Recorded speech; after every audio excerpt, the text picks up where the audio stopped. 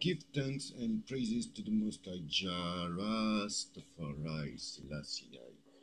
Bonjour, bienvenue dans l'alphabet selon Dada. Aujourd'hui, je vais vous parler de la lettre P comme permaculture. Alors tout d'abord, pour commencer, il y a à peine 3-4 ans, 4 ans en gros, 4 ans de cela, je ne savais pas du tout ce qu'était la permaculture. J'ai eu à travailler en jardin et je me suis dit, mais comment? Il y a des plantes qui ne sont pas arrosées. Regarde par exemple les forêts, il n'y a personne qui les arrose, ça pousse. Tu vois, il y a plein de plantes qui ne sont pas arrosées par l'être humain, je veux dire. Ça pousse tout seul. Euh, donc voilà ce que j'ai constaté, comme j'étais beaucoup en mouvement, je voyageais beaucoup, donc du coup, je ne pouvais pas toujours m'occuper du jardin. Et je constatais que sans arroser, j'avais des légumes qui poussaient très bien. Ensuite, le jardin, c'était un peu un jardin sauvage, quoi. C'est-à-dire que il y avait la flore qu'il y avait déjà. Bon, au départ, c'était que des ronces. Il y avait jusqu'à 3 mètres de haut de ronces. Moi, j'avais rien du tout. J'avais une machette, c'est tout, et un pied de biche. Alors, j'ai tout coupé les ronces à la machette. J'en ai laissé pour que ça fasse une clôture naturelle. Ensuite, j'ai laissé reposer comme ça, j'ai observé, puis j'ai vu qu'il y avait des endroits où les fourmis élevaient les pucerons. Oui, ce sont les fourmis qui élèvent les pucerons. Quand vous avez des pucerons sur les plantes, c'est qu'il y a une fourmilière pas loin. Donc les fourmilières qu'il y avait, je les ai laissées avec les plantes qu'il y avait pour, euh, pour que les pucerons aillent sur les plantes qu'ils ont l'habitude de manger et non pas sur mes légumes.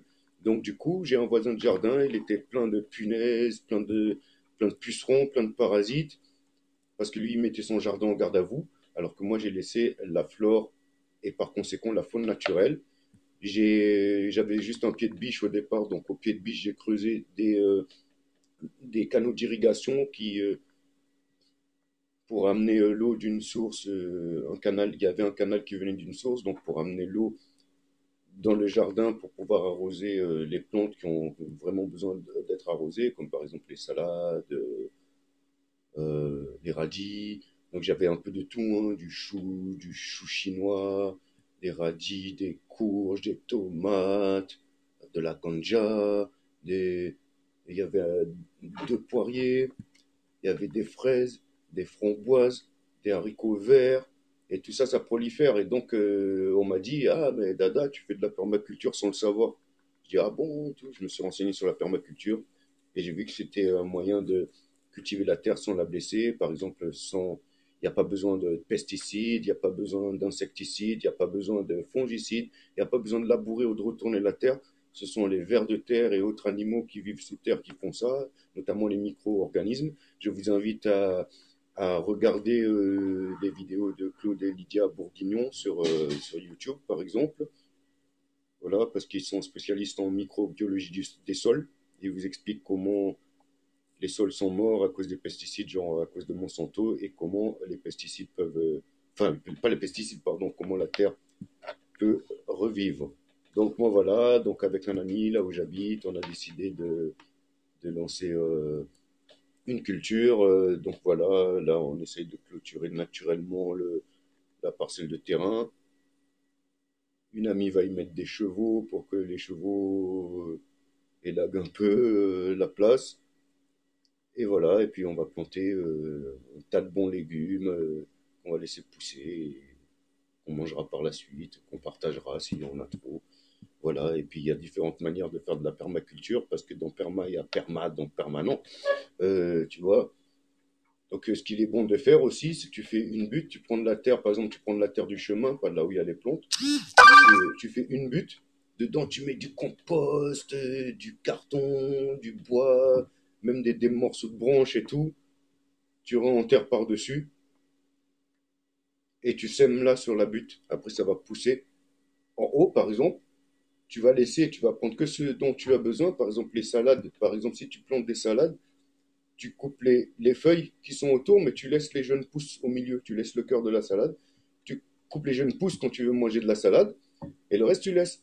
Puis ça va monter, monter, monter, monter, monter, monter, monter. Ça va faire une fleur. Cette fleur va faire des graines. Les graines vont tomber dans la terre un peu plus bas sur la butte, et ça va donner des salades. L'année suivante, tu plantes un autre truc en haut, et ainsi de suite. Ça descend petit à petit. Tu vois ce que je veux dire? Voilà quoi. Et puis, un truc à savoir, c'est que le jardinage, surtout quand tu as un potager, ça veut pas dire que ouais, au printemps tu sèmes, tu récoltes l'été, l'automne, et puis après tu laboures et tu laisses dormir ton terrain, puis tu relaboures et tu plantes et nanani, nanana, les légumes au garde à vous, machin. Non, non, non, non, non, non. C'est pas ça qu'il faut faire. Tu vois, ce qu'il faut faire, c'est que chaque mois, il y a des, euh, des légumes à planter. Chaque mois, il y a des légumes à récolter. Et c'est pareil pour les fruits. Donc tout l'hiver, tu peux manger, même si ça tourne toujours un peu autour des mêmes légumes, mais tout l'hiver, tu peux manger. Et tout l'été, tu peux manger aussi. Et il y a des légumes qui se conservent longtemps. Voilà. Allez, c'était P comme permaculture. La prochaine fois, ce sera Q comme je ne sais pas encore. Je vais y réfléchir. Ben voilà. Mais je vous dis à bientôt pour un prochain alphabet. Et puis voilà, il y a un truc auquel je pense jamais, que je vous dis jamais. Vous pouvez vous abonner à ma chaîne. Je fais pas que ça. Je fais pas que dire, que développer un mot de l'alphabet à chaque fois. Je suis aussi chanteur, je suis humoriste, je suis percussionniste. Et je fais aussi des dessins animés. J'ai d'ailleurs une chaîne de dessins animés qui s'appelle Rastatoons. Et sur Rastatoons, ben, par exemple, là, je suis en train de concevoir un dessin animé. Ça, c'est un personnage qui s'appelle Rastamama. Voilà. Donc, vous pouvez vous abonner à ma chaîne, laisser des commentaires, etc., etc. Et cetera. Et moi, je vous dis bonjour et à la prochaine pour la lettre Q pour un épisode de l'alphabet selon Dada. One love.